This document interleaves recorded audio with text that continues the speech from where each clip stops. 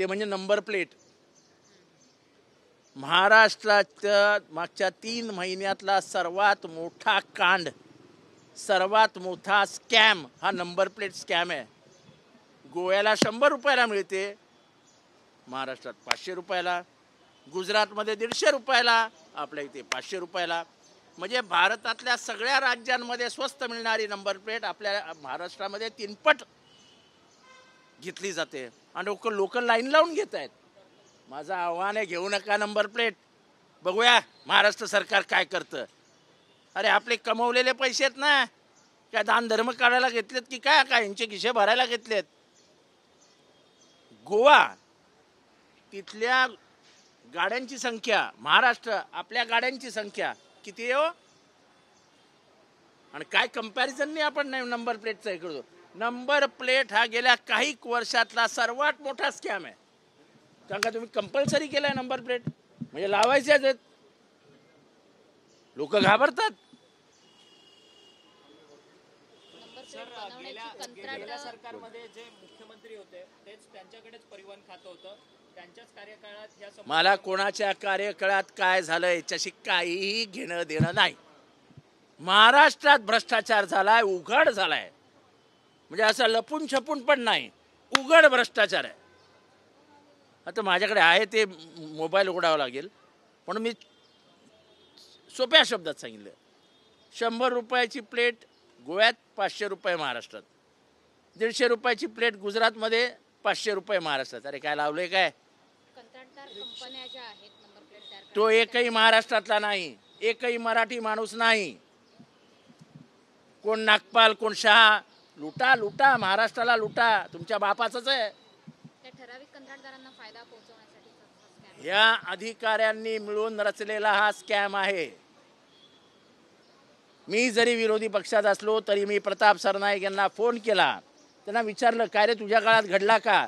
तो म्हणाला जितेंद्रजी मला काही माहीत नाही, माझा काही संबंध नाही. आणि मी ऑन रेकॉर्ड बोलतोय.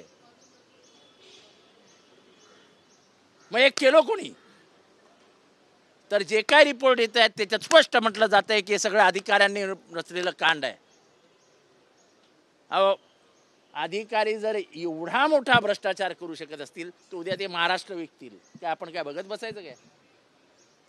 माझी मुख्यमंत्र्यांना हात जोडून विनंती आहे, मुख्यमंत्री महोदय आपण एक नवीन सरकार, एक नवीन चेहरा आणि उद्याच्या भारताचे नेते म्हणून पुढे येत आहे. हे असल्या छोट्या मोठ्या गोष्टीमुळे बदनामी सरकारची होते आणि सरकारचा बाप कोण आहे? देवेंद्र फडणवीस.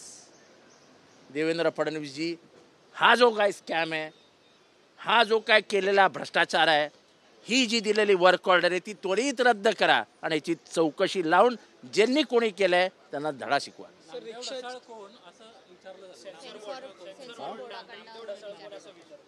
मी माझ्या 1 मिनिट थांबा, मला 2 मिनिटं वेळ द्या. नामदेव ढसाळ कोण? अरे कोण तो?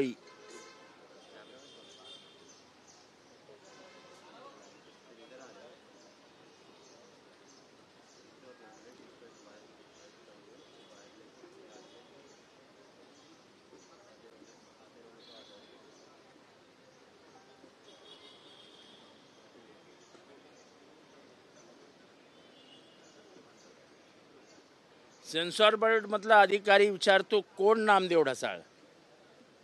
नामदेव ढसाळ म्हणजे कवी, नामदेव ढसाळ म्हणजे आग, नामदेव ढसाळ म्हणजे बंडखोर, नामदेव ढसाळ म्हणजे प्रस्थापितांचा काळ, नामदेव ढसाळ म्हणजे पॅन्थर, नामदेव ढसाळ म्हणजे समाज व्यवस्थेत विरोधात उभा ठाकलेला विद्रोह, नामदेव ढसाळ म्हणजे poet of the ignored and depressed.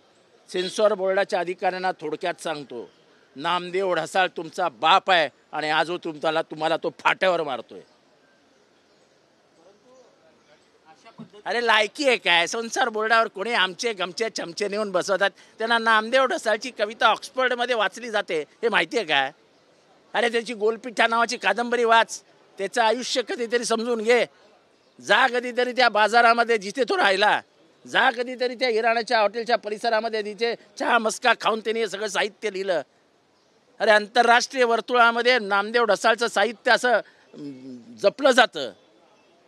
हे जे प्रस्थापित असतात ना सेन्सॉर बोर्ड बिल्ड, त्यांना काय माहीत दुःख काय आहे, त्यांना काय माहीत नामदेव ढसाळ कसा जगला.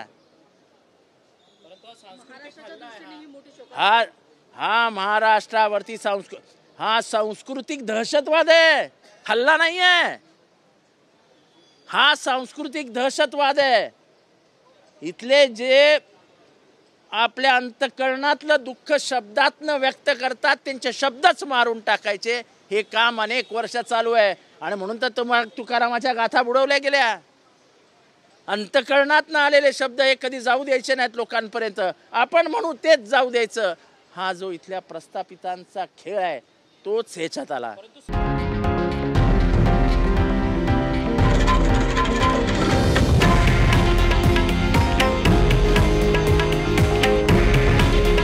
हे आहे देशातील नंबर 1 न्यूज नेटवर्क आणि आपण पाहत आहात TV9 मराठी.